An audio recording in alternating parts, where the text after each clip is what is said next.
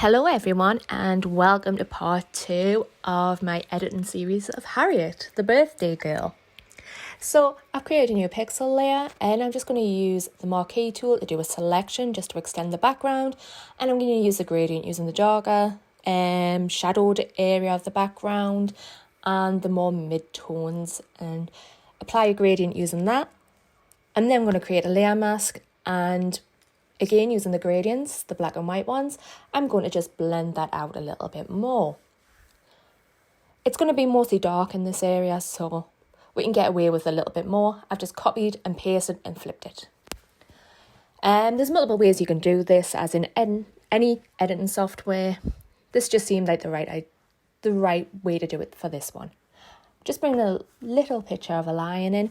You might be thinking, the lion looks a little bit small. Harriette is super tall. She is incredibly tall. I'm 5'3.5". That half does matter. And she just towers over me.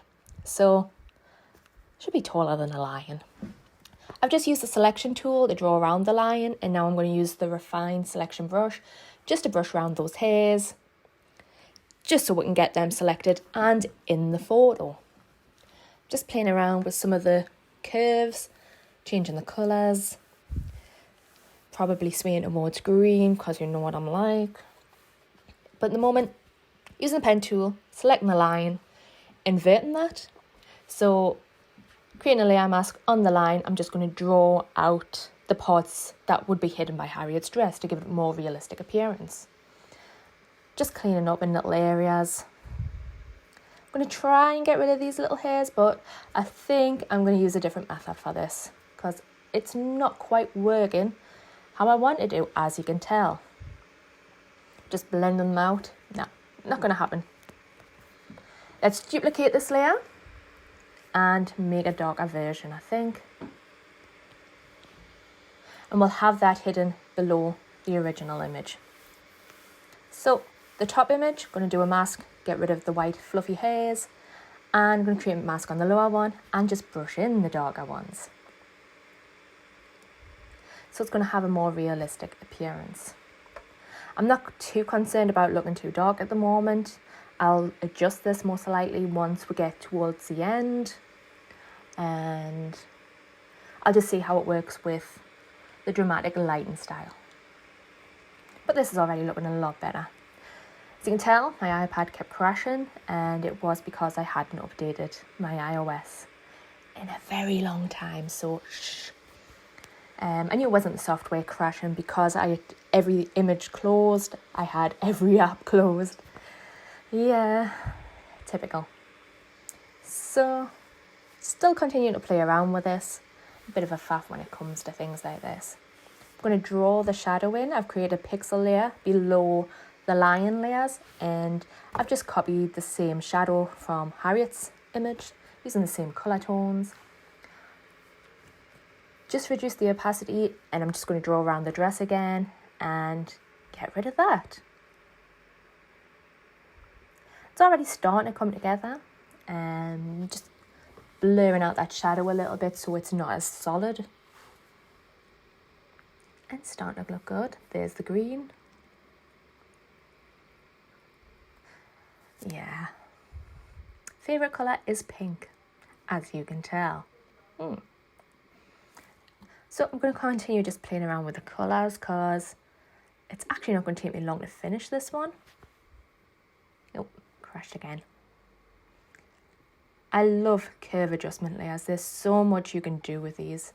Little D&B on Harriette's face there and on her shoulder and back. Because the light was quite dramatic, it's up camera right and coming right down on Harriette. It was super dramatic lighting. I just lightened up the raw file for this, but it's going to end up dark again. I just wanted to pull through as many details as I possibly could. Drawn on the shadow of the lion. Now the problem with this part is the direction of the light, the shape of the lion, the colour of the dress, and also you can see all those folds in the dress. So making it look slightly realistic is going to be quite hard, but because the light's coming down, we can probably lighten this up just a little bit. I'm just playing around with the gradients and the masks Just trying to find a happy medium of where I want everything to lie. It's starting to look a bit better. Just brush in a couple of more of the little folds, just so, you know, it looks realistic. And again, just being on Harriotte. And the lion. We need to give the lion a name. Pretty sure it was called Leo in the stock. Okay, I'm just applying a gradient so it's got more of a vignette look to it. Again, the image was pretty dark when I took them. And the Tories for underexposing or overexposing depending on the effects I want to get. You'll never see a perfectly exposed image from myself. This is all starting to come together now. Let's play around with the colours a bit more. So many options, and I love the little thumbnails within Affinity Photo because you get a little idea of the preview and you're kind of like, oh, should I go with this? Should I go with that? Usually the answer is yes, because I do just love playing around with all these effects.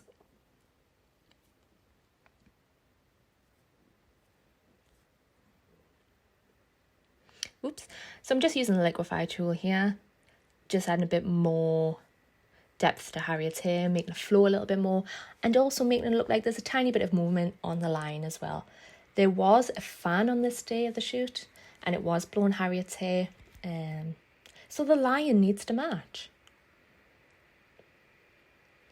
Just zooming in and out. Yeah, you can tell I really like my adjustment layer, especially the curves. So this is the final images. A little bit saturated within the video, but hope you like it. See you next time.